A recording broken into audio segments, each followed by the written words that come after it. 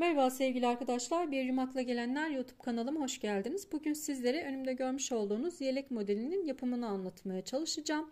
Modelimiz şöyle bakın, sepet örneği gayet şık güzel bir model oldu. Kolda da yine aynı şekilde 3 sıra şeklinde uygulamış oldum. Bedendeki örneği kola da uyguladım. İki renkli olarak çalıştım. Roba kısmında farklı renk, beden kısmında farklı renk çalıştım. Ve kenar kısmında yine roba kısmında uyguladığım renkle devam ettim. Siz isterseniz tek renk olarak da çalışabilirsiniz. Bunu hırka olarak da çalışabilirsiniz. Videomun içerisinde hırka olarak nasıl tamamlanması gerektiği ile ilgili bilgileri veriyorum arkadaşlar kol kısmını yaparken. Şimdi ölçülerim, bedenim 29 santim, buradan buraya 29 santim, omuzdan şurada omuzdan dip kısma kadar da 35 santim arkadaşlar. 1-2 yaş çocukların rahatlıkla kullanabileceği ölçüde. Kullandığım malzemelerim şöyle kar topu Baby One kullanıyorum. 100 gram 250 metre antipilik özelliğe sahiptir. Şöyle kodunu da göstereyim. K992 kodu var. Çok az kullandım bundan. Diğer rengim de yine kar topu Baby One 100 gram 250 metre. Kodu da 578 K578.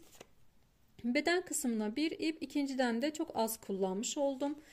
Tığ olarak da 5 numara 3 milim tığ kullandım. Beden kısmına eğer eliniz sıkıysa 3,5 milim tığla örebilirsiniz. Ben aynı şekilde devam ettim arkadaşlar. Evet, malzemelerim de bu şekilde. 5 tane de düğmem var. Malzemelerim bu şekilde. Şimdi isterseniz modelimizin yapımına geçelim. Geçmeden önce küçük bir hatırlatma yapmak istiyorum. Kanalıma abone olmayı, bildirimleri açmayı unutmayın. Yorumlarınızla da destek verirseniz çok sevinirim arkadaşlar. Her bir yorum bizim daha fazla kişiye ulaşmamız demek ve sizlere daha fazla video gelmesi demek. Ne kadar çok kişiye ulaşırsa ve ne kadar çok izlenirse videolarımız o kadar çok video gelecek.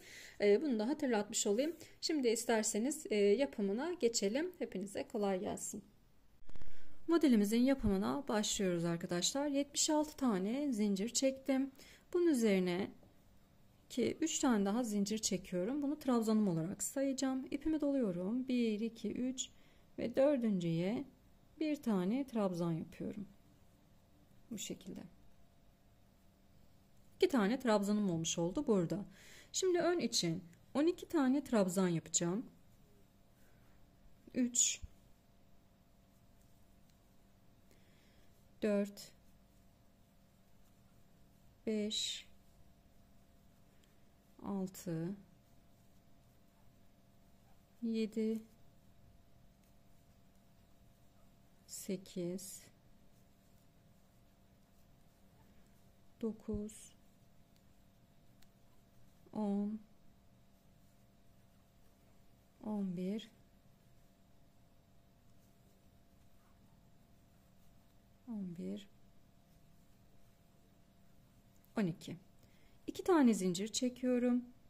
Yanındakine, bakın dibine değil, hemen yanındakine bir tane trabzan yapıyorum.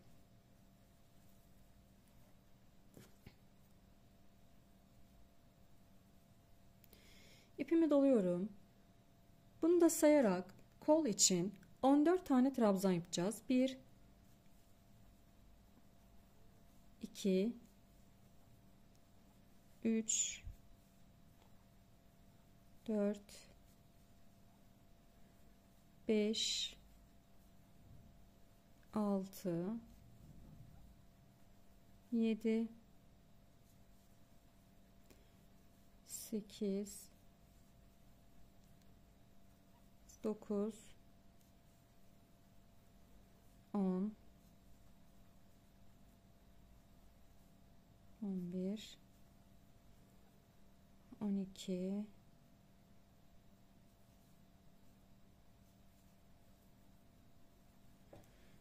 13 14. 2 zincir çekiyorum. Yanındakine trabzan yapıyorum. Hemen direkt yanındakine trabzan yapıyorum. Bunu da sayarak arka için 24 tane trabzan yapacağım. 2 3 4 5 6 7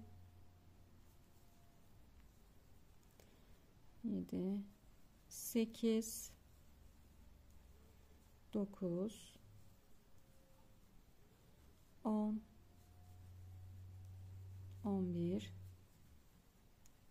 12 13 14 15 16 17 18 19 20 21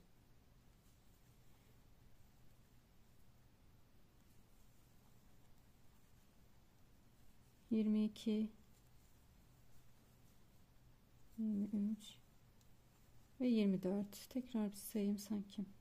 2 4 6 8 10 12 14 16 18 20 22 24. Evet. 2 zincir çekiyorum. Bir tane atlıyorum. Atlamıyorum. Direkt yanındakine, bakın dibine değil, yanındakine bir tane trabzan yapıyorum. Kol için 14 tane trabzan yapacağım. Bunu da sayıyorum. 1 2 3 4 5 6 7 8 9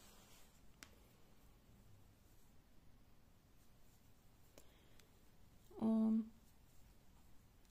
11 12 13 14.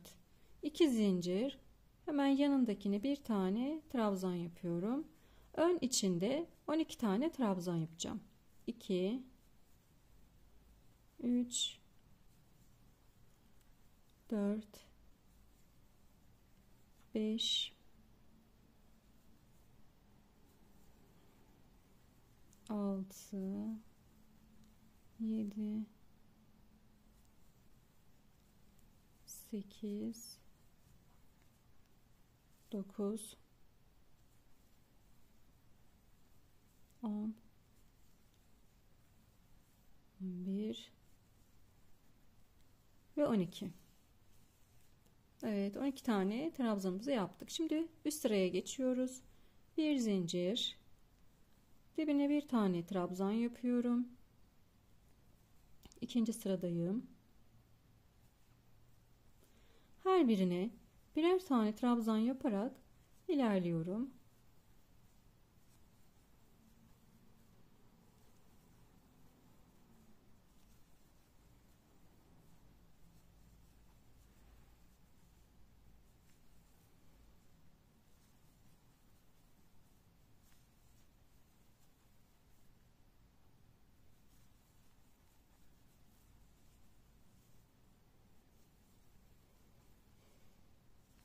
Şimdi yuvaya geldim. Bu altta bir trabzan, 2 zincir ve bir trabzan şeklinde alttaki yuvamızı yapmıştık. Burada da 2 trabzan,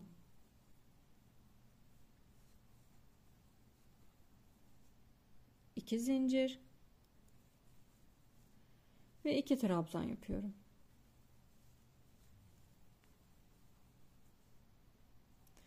Devam ediyorum.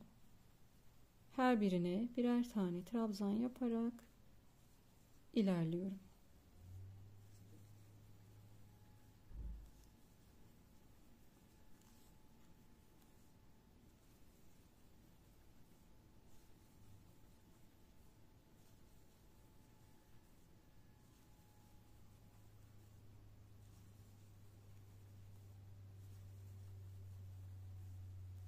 Şimdi şuradaki yuvayı da yine sizlerle paylaşacağım.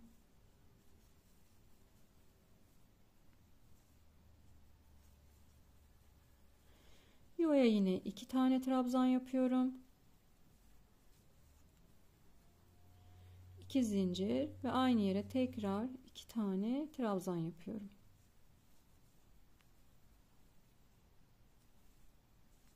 Devam ediyorum. Evet, bu şekilde sıra sonuna kadar ilerleyelim. Şimdi sıra sonuna kadar geldim. Buradaki şu zincirime de bir tane trabzan yapıyorum. Döndürüyorum. Bir zincir, dibine bir tane trabzan yapıyorum. Şimdi yuvaya kadar her birini birer tane trabzan yaparak ilerleyeceğim.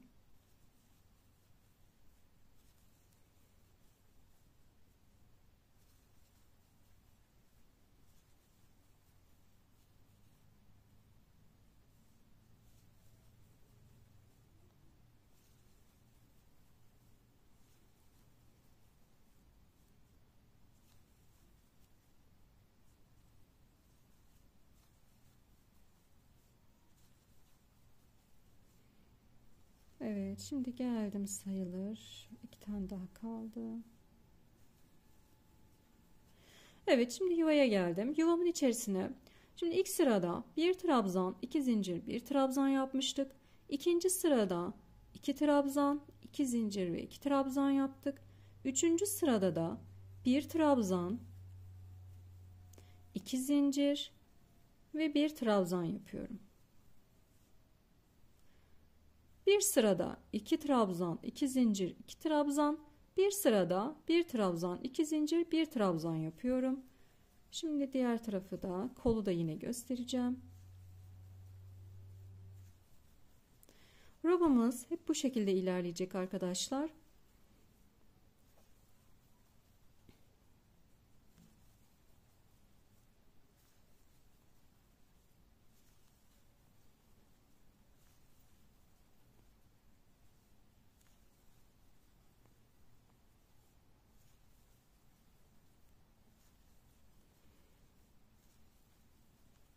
Şimdi buradaki yere de geliyorum.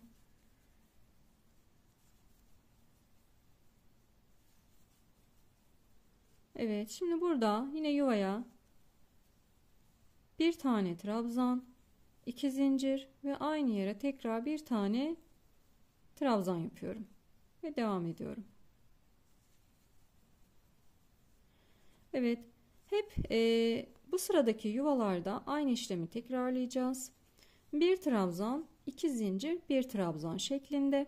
Dördüncü sırada iki trabzan, iki zincir, iki trabzan. Beşinci sırada bir trabzan, iki zincir, bir trabzan.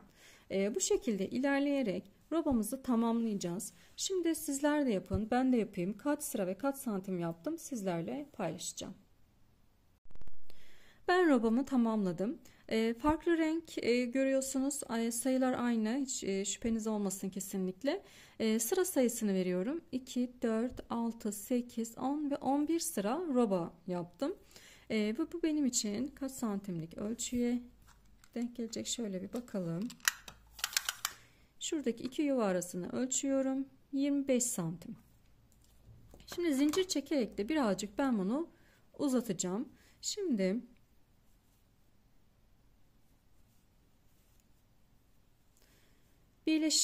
şu anda birleştirme yerindeyiz. Şöyle bir zincir çekiyorum.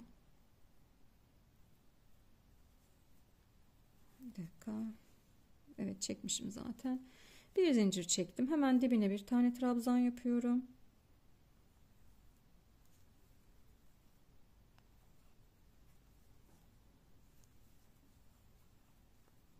Yüksekliğimde 11 santimdir. 11 sıra yaptım. 11 santimde yüksekliğim var arkadaşlar.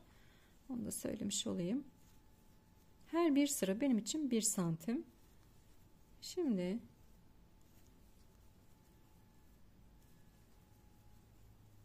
birleşimimizi yapacağız. Kol birleşimleriyle devam ediyoruz şu anda.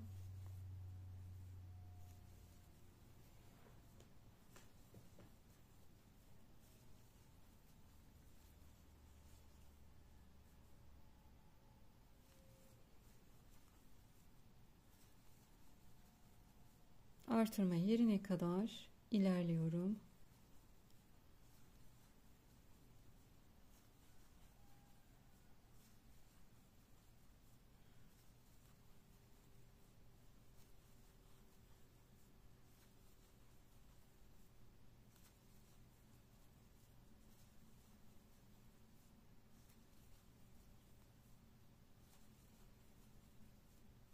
kolay bir yelek modeli. Kolay ve güzel bir model olacak arkadaşlar. Evet, şimdi yuvaya geldim. Yuvama 2 tane trabzan yapıyorum. 1, 2, 3 tane de zincir çektim. İpimi doluyorum. Şimdi şuradaki kol yuvasını alıyorum. Ve buraya trabzanla birleşimimizi yapıyoruz. Bir tane daha trabzan yapıyorum. Burada 2 tane trabzanım vardı. Burada da yine 2 tane trabzanım olmuş oldu. Şimdi devam ediyorum yine trabzanlarımla yaparak. Diğer artırma yerine kadar ilerleyelim. Evet, yuvaya geldik yine. 2 tane trabzan yapıyorum. 3 zincir çekiyorum. Diğer artırma yerine geldim. Buluyorum. Ve buraya yine birleşimimizi yapıyoruz. Ve bir tane daha trabzan yapıyorum. Yani burada da yine 2 tane trabzanım olmuş oldu. Ve yine devam ediyoruz.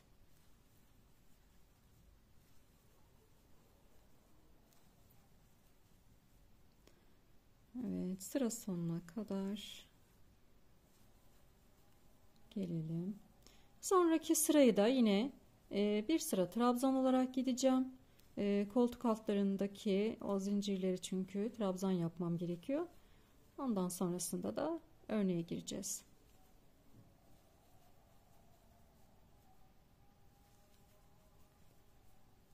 Evet, şimdi sıra sonuna kadar gelelim.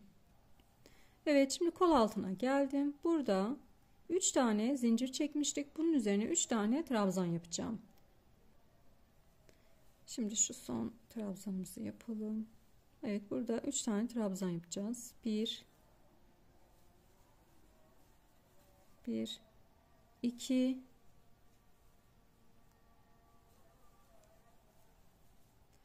ve 3.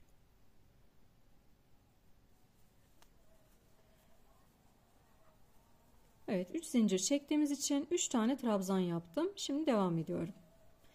Her birine birer tane yaparak ilerliyorum. Diğer kola kadar gelelim. Evet, şimdi geldik buradaki 3 tane zincire. Yine buraya 3 tane trabzan yapıyorum. 1 2 3. Devam ediyoruz. Sıra sonuna kadar gelelim arkadaşlar. Robomu birleşimini yaptım. Bir sıra daha gitti.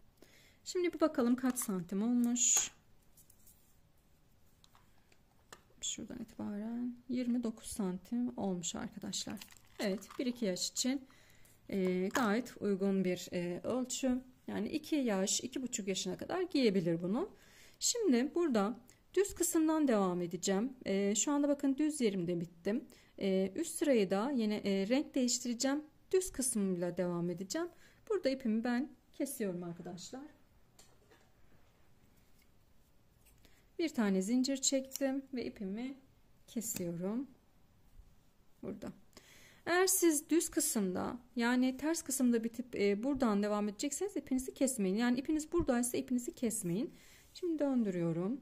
Buradan aşağısını şöyle bir rengim var. Yeşil rengim var. Onunla devam edeceğim. Evet, buradan takalım ipimizi.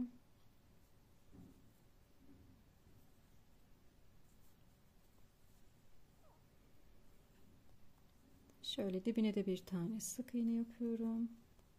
Evet. Şimdi 2 zincir çektim. Bu burada bir trabzanım olacak. Bu ilk trabzanımız. Şimdi yanındaki trabzan, ikinci trabzandan yani şu alttan bakın, alttaki birinci trabzanım ve ikinci trabzanım.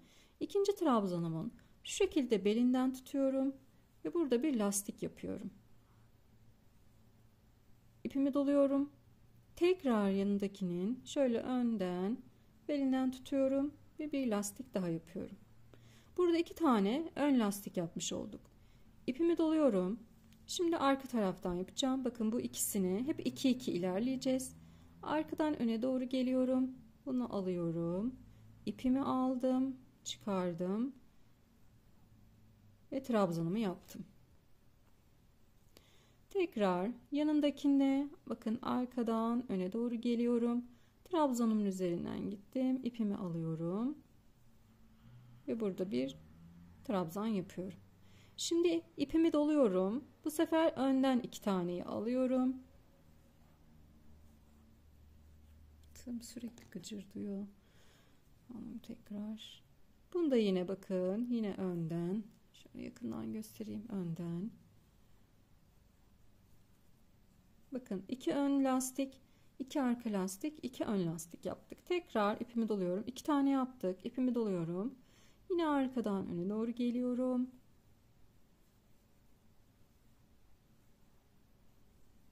Tekrar arkadan öne doğru geliyorum.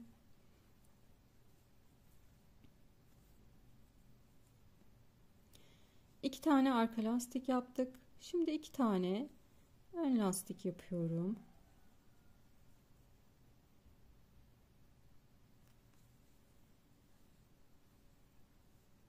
İki tane arka lastik yapıyorum.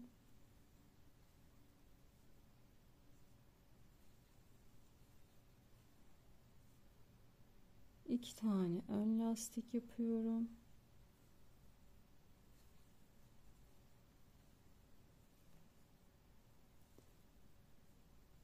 İki arka lastik.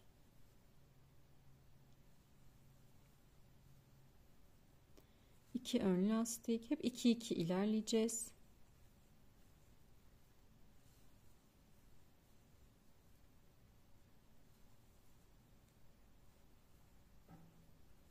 İki arka lastik. İki ön lastik. Şöyle göstereyim, bakın. Görüntümüz bu şekilde.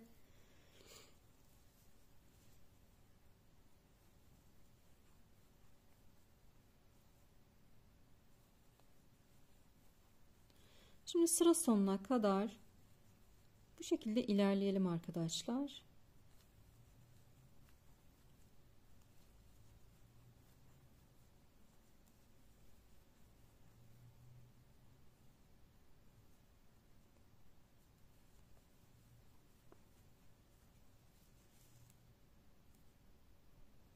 Evet, sıra sonuna kadar geldim. Şimdi burada da en sondakine bir tane trabzan yapıyorum.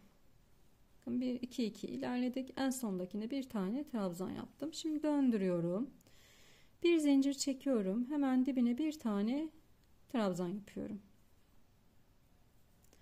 Şimdi burada normalde bu ön lastikleri önden almamız gerekir. Şu şekilde.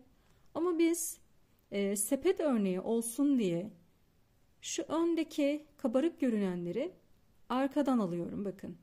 Önde kabarık görünenleri şöyle göstereyim, parlıyor sanki. Evet. Şunlar önde kabarık gözüküyor. Bunları arkadan alıyorum. Bakın, arkadan öne doğru geldim. Yine yanındakini de aynı şekilde. Bunları da bakın arka tarafta kalmış. Bunları da ön lastik olarak alıyorum. Şöyle göstereyim. Arka tarafta kalanları da şu şekilde ön lastik olarak alıyorum. İkinciyi de yine aynı şekilde alıyorum. Bakın şöyle göstereyim. Önde kabarık olan şu 2 taneyi arkadan öne doğru geliyorum. Alıyorum. Bunu da yine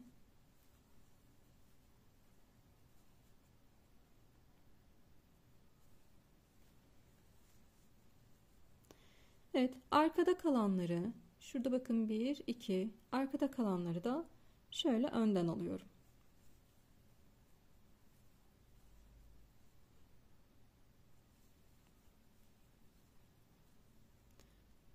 Önde kabartı olarak gözükenleri şöyle arkadan öne doğru geliyorum. Alıyorum. Arkada kalanları da önden alıyorum. Şimdi arka tarafa şöyle bir dönelim. Bakın sepet örneğimiz bu şekilde oluşmuş oluyor.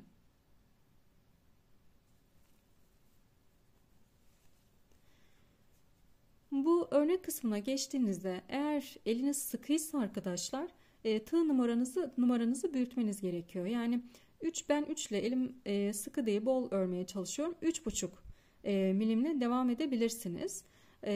Çünkü eğer eliniz sıkıysa burası lastik model olduğu için toplayacaktır. Onu da unutmadan söyleyeyim. Şimdi bakın bunlar önde görünüyor. Bunları arkadan alıyorum.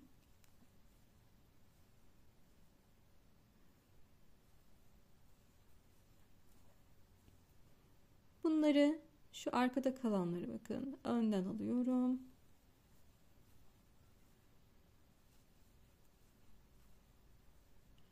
Şu 2 tane ön kabartı olarak gözüküyor. Arkadan alıyorum.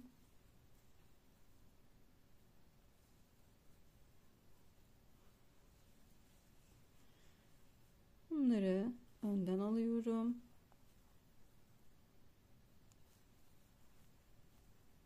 Önde gözükenleri arka taraftan,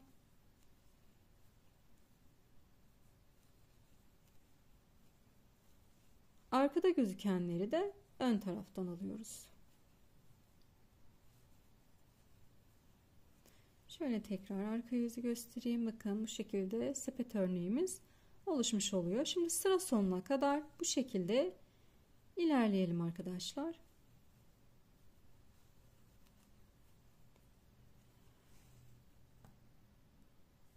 Sıra sonuna kadar geldim. Sıra sonunda şuraya bir tane trabzan yapıyorum.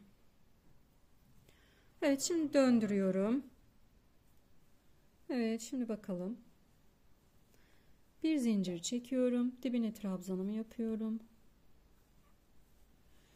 Şimdi bakın yine aynı işlemleri yapacağız. Burada arkada gözükenleri şöyle göstereyim parlamasın. Arkada gözüken 2 taneyi, 1-2 taneyi önden alıyorum.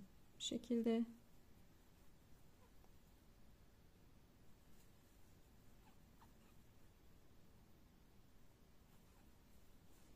Önde gözükenleri de arkadan alıyorum.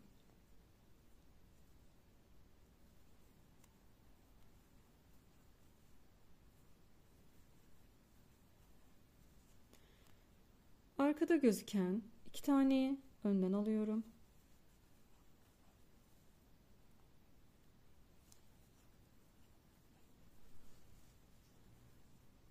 Önde gözüken 2 taneyi de arkadan alıyorum.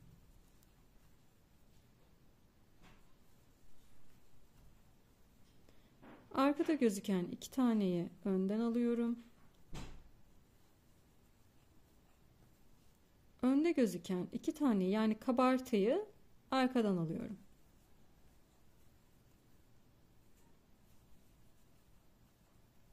Bakın sepet modelimiz kendini göstermeye başladı. Bu şekilde gideceğiz arkadaşlar. Arkada gözükenleri önden, önde gözüken kabartılarımızı da arkadan alarak devam edeceğiz. Evet, şöyle göstereyim.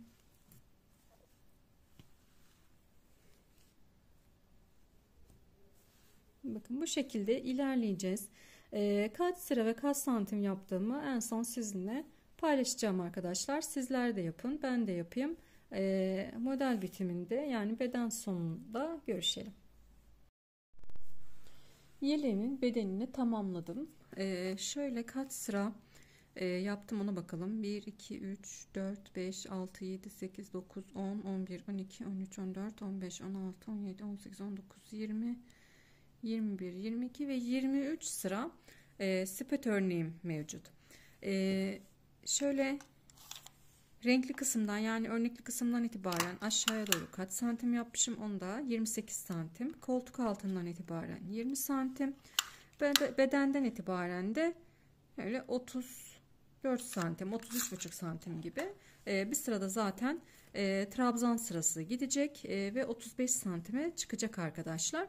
Şimdi kenar oyasını yapacağız. Kolunu yapacağız. Ben bir tarafın kolunu tamamladım. Diğerini de beraber yapacağız arkadaşlar. Şimdi şurada ipimi kopardım. Şu diğer yakadan itibaren bakın. Şöyle yüzü bize dönük ipimi kopardım en son. Şurada yakadan itibaren yani yüzü yeleğimiz bu şekilde bize dönükken sağ taraf diyeyim. Şuradan itibaren gri ipimi takıyorum. Şuradan gri ipimi takacağım arkadaşlar.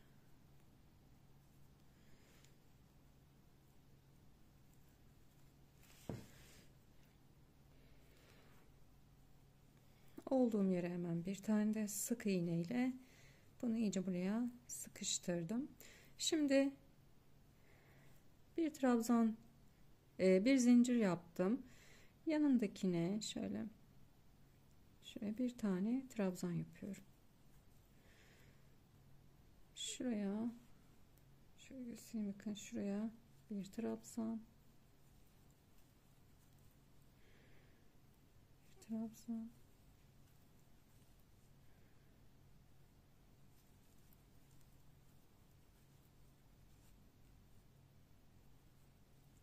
trabzanla tamamlayacağız sıramızı. Boşluk kalmayacak şekilde, aralarda boşluk kalmayacak şekilde batıyorum arkadaşlar. Bakın bir tane trabzanı burasına batıyorum. Şöyle bir tane de buraya batıyorum.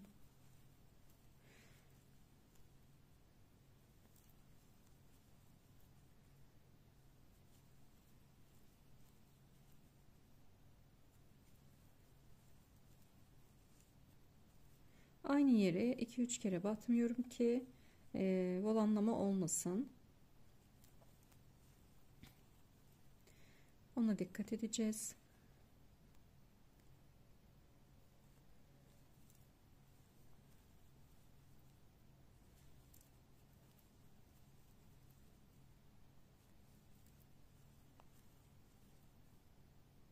Ve aşağıya doğru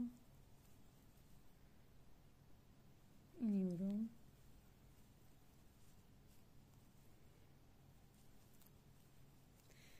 İlik yerini ben diğer tarafta açacağım.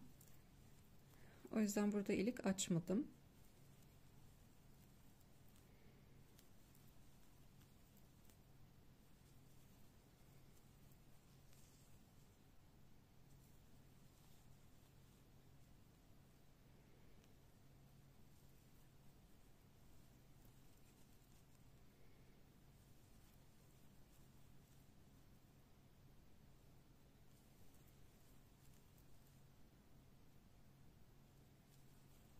Evet.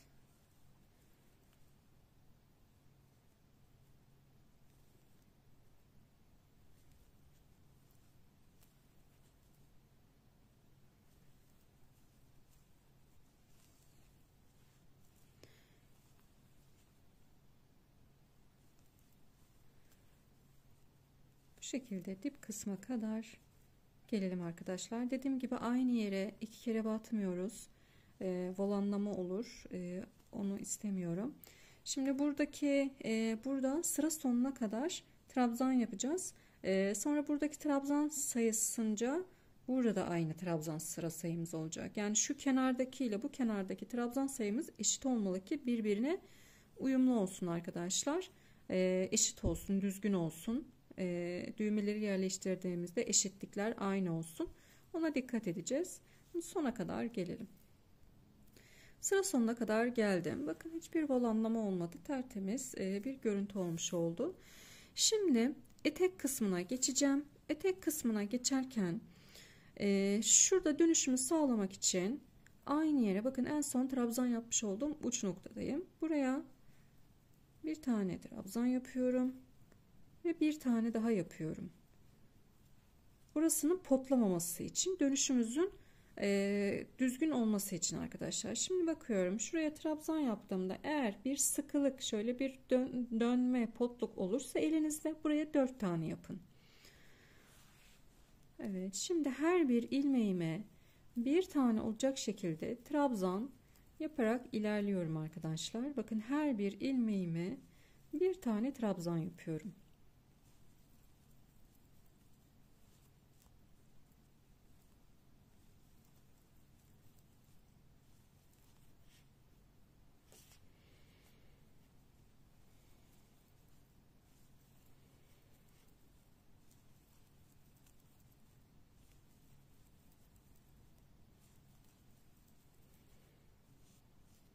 Bu şekilde etek kısmını da tamamlayacağım.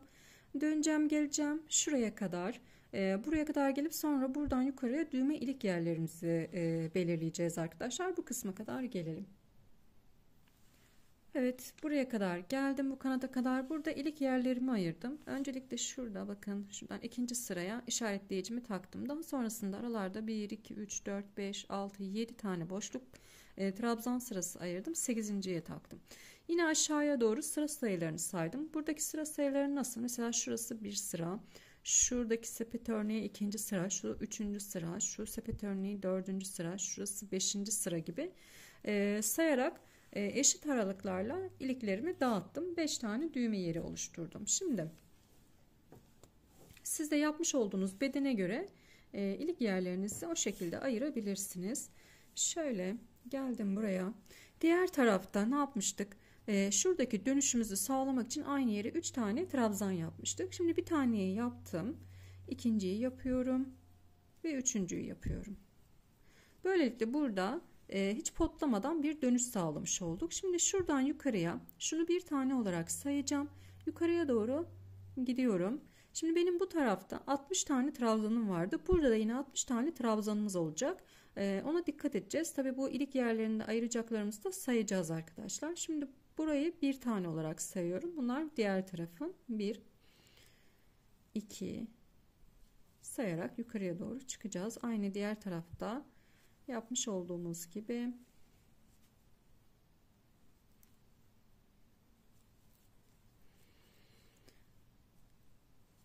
Şimdi burada işaretlemiş olduğum yere geldim. Burada bir tane zincir çekiyorum.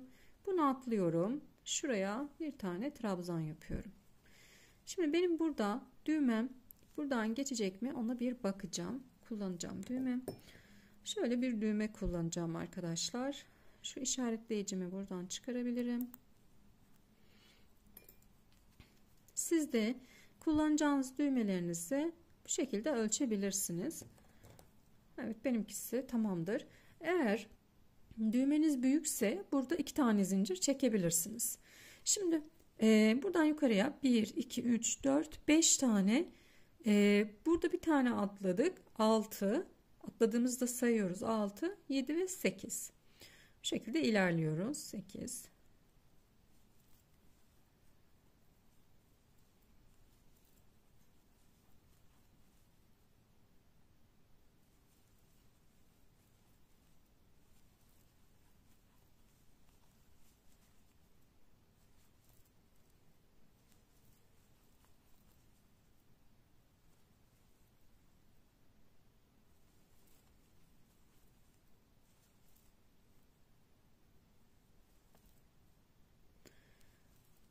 Diğer ilik yerine kadar geleceğim.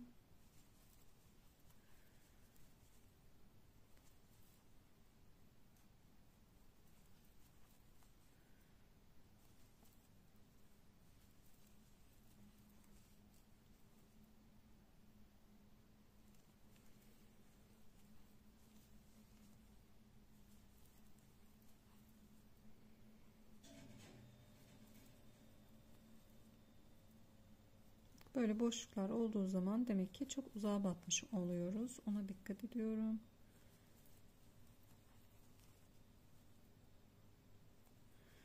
Evet, şimdi geldik buraya kadar. Burada yine bir tane zincir çekiyorum. Şunu atlıyorum. Hemen şuraya bir tane trabzan yapıyorum. Yine bu işaretleyicimi de buradan çıkarabilirim. Burada atladığımız ilmeğimizi de sayıyoruz.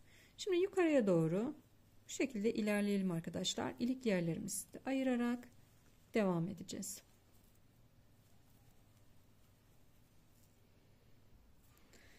Evet, şimdi başa kadar geldim. Bu düğme iliği aralarında benim 12'şer tane trabzanım var arkadaşlar. Başa kadar geldiğimde de 60 tane trabzan elde etmiş oldum diğer tarafa doğru. Eğer ilik aralarını hani ayarlayamazsanız kaç tane ilmeğiniz var? Benim gibi 60 tane ilmeğiniz varsa altta kaç tane var, üstte kaç tane kalacak, ona göre aralardaki ilmek sayılarını bulabilirsiniz ve o şekilde yerleştirebilirsiniz iliklerinizi. Şimdi yakadan itibaren döneceğim.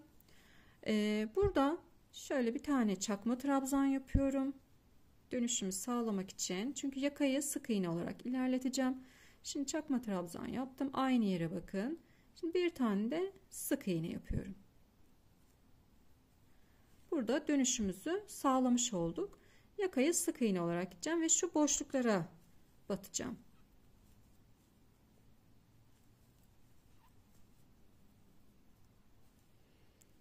Evet, bu boşluklara bata bata diğer uca kadar geleceğim arkadaşlar. Şöyle göstereyim. Bakın görünüşü döndüğümüzde böyle olmuş oldu. Şimdi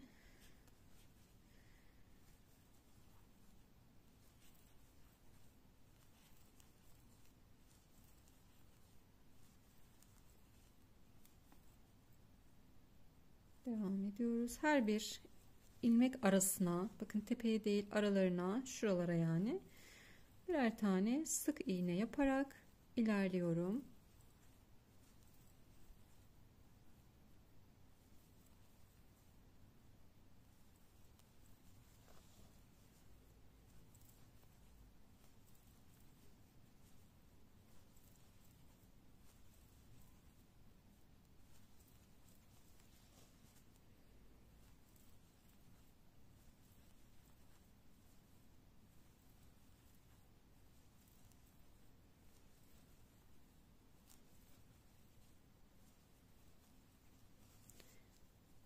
Yakayı dolanarak buraya kadar gelelim.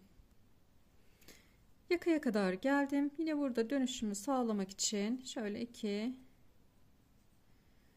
bakın dönüşümü sağlamak için aynı yere 3 tane sık iğne yaptım. Düzgün bir dönüş olsun diye. Sonra da her bir ilmeğime birer tane sık iğne yapıyorum.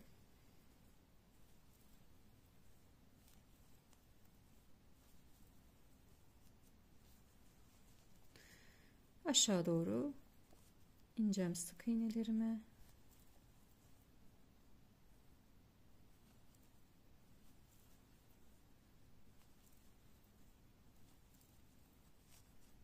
Şimdi aşağıya doğru ineceğim.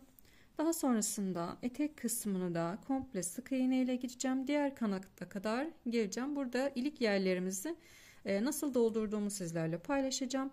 Şimdi oraya kadar gelelim. Evet, diğer kanada kadar geldik. Bakın bu dönüşlerde yine arkadaşlar aynı yere 2 tane, tam dönüşümdeki yere 2 tane battım ki sık iğne yaptım ki şu şekilde yukarıya kıvrılmasın. Diğer tarafta da yine aynı şekilde. Zaten örerken anlarsınız, burası kıvrılınca buraya 2 kere batmanız gerektiğini. Şimdi yukarıya doğru her bir ilmeğime bir tane sık iğne yaparak çıkıyorum. Burada düğme ilik yerim var. Ne yapıyorum? Buraya bir tane boşluğa sık iğne yapıyorum. Ve devam ediyorum. Evet, burayı da bu şekilde ilerleyeceğiz. Düğme iliklerine bir tane sık iğne yapacağım. Bu şekilde gidiyorum.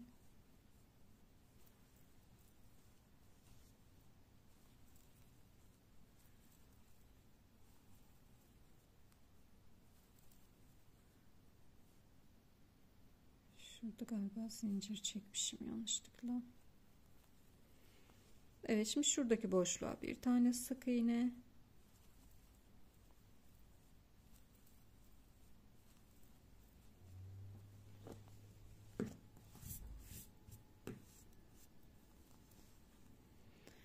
Daha sonrasında yaka kısmına kadar geleceğiz. Sonrasında da ipimizi koparıp düğmelerimizi dikip kol kısmına geçeceğiz arkadaşlar. Kolu da yine paylaşacağım.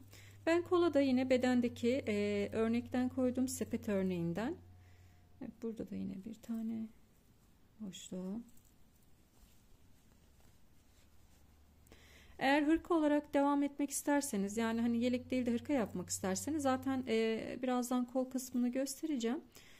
Siz kesmezsiniz. Hani kolda 2-3 sıra gittim. 3 sıra yaptım sepet örneğini. Siz kolu kesmezsiniz. Devam edersiniz aşağıya doğru. Bu şekilde hırka da olmuş olur.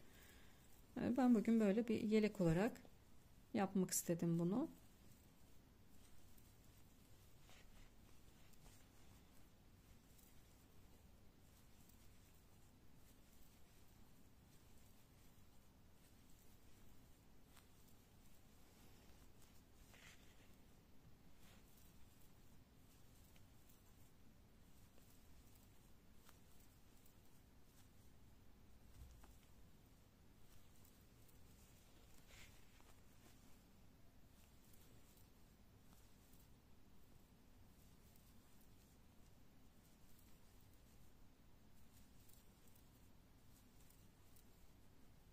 Geliyorum başa kadar.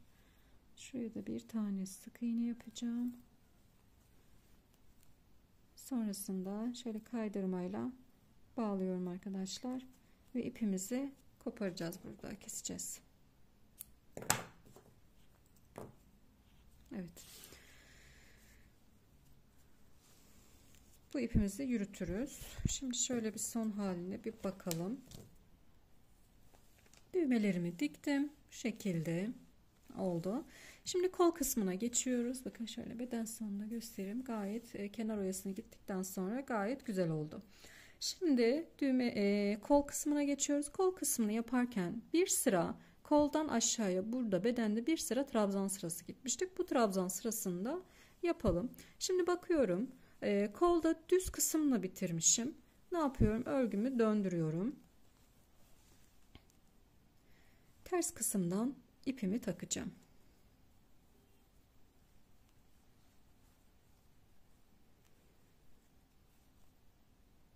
Şöyle bir tane sık iğne ile sabitledim onu oraya. Şöyle bir iki zincir çekiyorum arkadaşlar. Bu burada bir tane trabzan. Şimdi yanındakine batıyorum. Yandaki ilmeğime.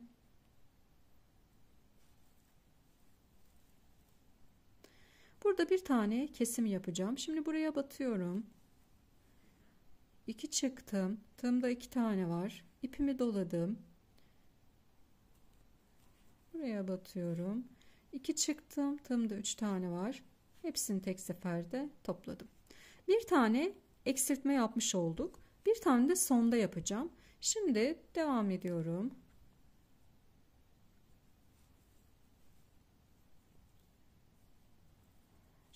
Şuraya bir sıra trabzan yapacağım.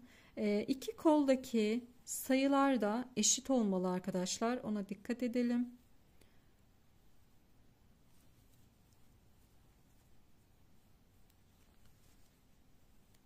Her bir ilmeğime birer tane trabzan yaparak ilerliyorum. Şunu keseyim, daha rahat görün.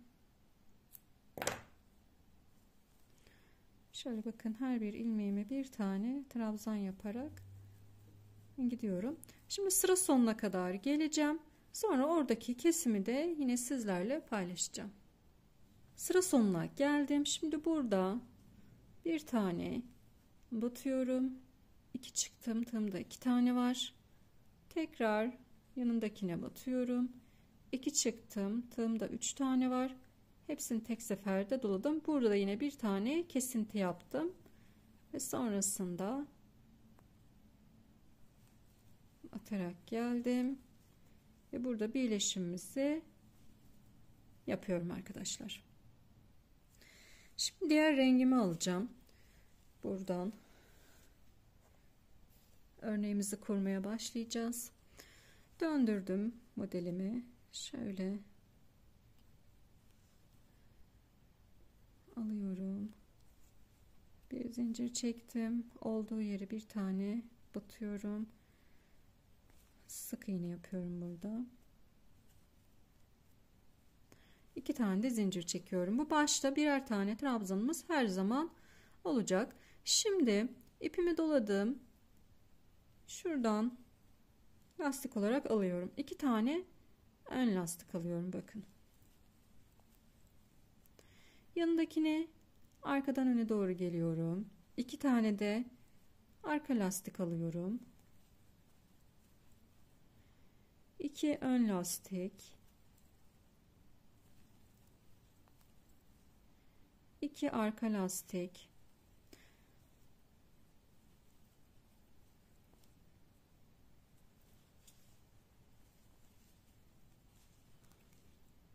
İki ön lastik. 2 tane arka lastik. Ön lastik. 2 arka lastik. Bu şekilde sıra sonuna kadar geleceğim.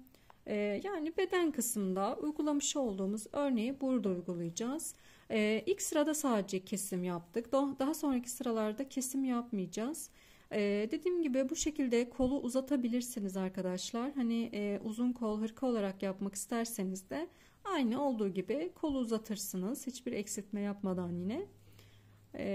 Sadece bilek kısmında sık iğne olarak gidersiniz. Ki birazcık hani toparlamak adına. Şurada bir tane yapmışım. Böyle aralarda da unutup bir tane yaptığımız zaman bütün ilmeklerimiz, örneğimiz tabii ki oynuyor arkadaşlar. Onu da dikkat edelim. Şu gri ipimi de kesmedim ben. 3 sıra yapacağım için yukarıya alacağım onu. En son bir sıra sık iğne gideceğim çünkü manşette. Şimdi bakıyorum. Evet, 2 sıra. Şöyle örneğimizi kuruyoruz.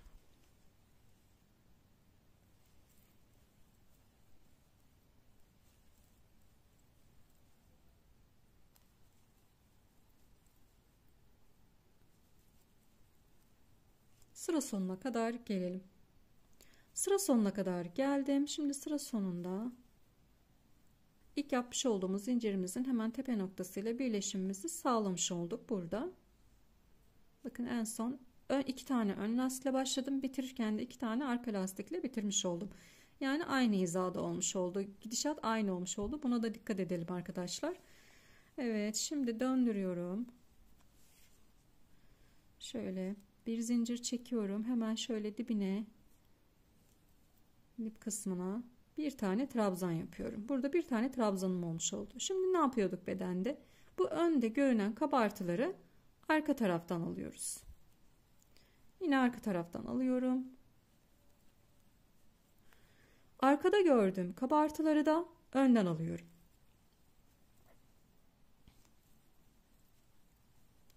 Önde gördüğüm kabartıları arkadan alıyorum.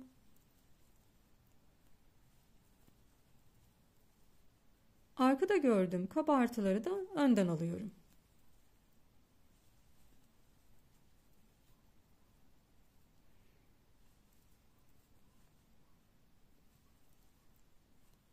Bu şekilde sıramızın sonuna kadar ilerliyoruz.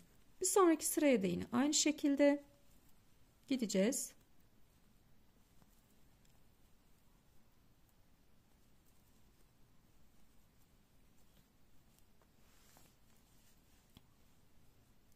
Kol boyunca yani hırka olarak yapacak olan arkadaşlar için söylüyorum. Kol boyunca bu işlemi yapıp kol boyunu ayarlayacaksınız. Yani kolu yapacaksınız. Ne kadar yapmamız gerekiyor? Kol boyunu hırka için yapacak olanlardan bahsediyorum arkadaşlar. Eğer hırka yapmak istiyorsanız. Bedende kaç tane sepet örneği yaptık? Aynı onun kadar yaptıysanız o kadar kol boyunda o kadar yapmanız gerekiyor. Yani beden kaç sıra ise kolda o kadar olması gerekiyor. Hırka yapacak olanlar için. Ama yelek, benim gibi yelek yapacak olanlar 3 sırada tamamlayacak.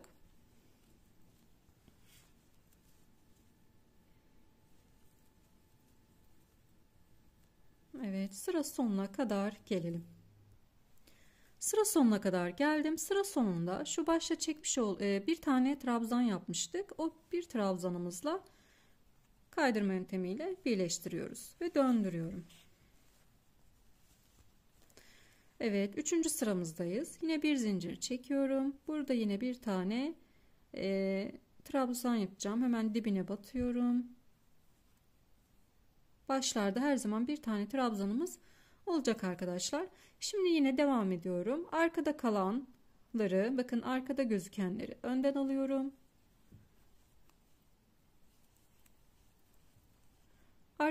Önde gözüken kabartıları da arkadan alıyorum.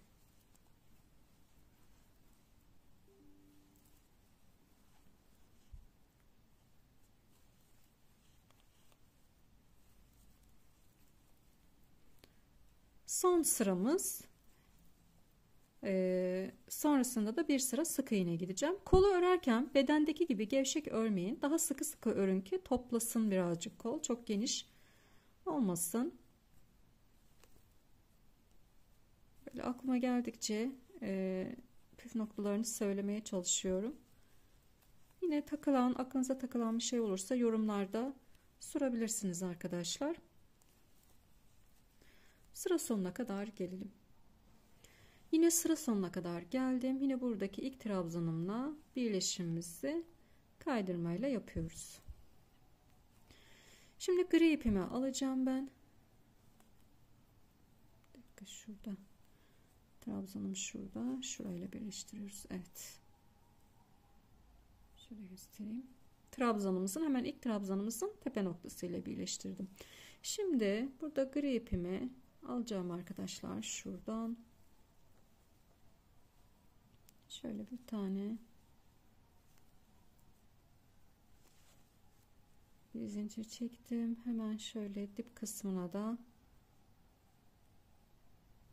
sık iğne yapıyorum. Devam ediyorum. Her bir ilmeğimin tepe noktasına bir tane sık iğne yapıyorum. Sık iğneleri yaparken birazcık böyle sıkı sıkı yapıyorum ki kolum azıcık toplasın. Bakın her bir ilmeğime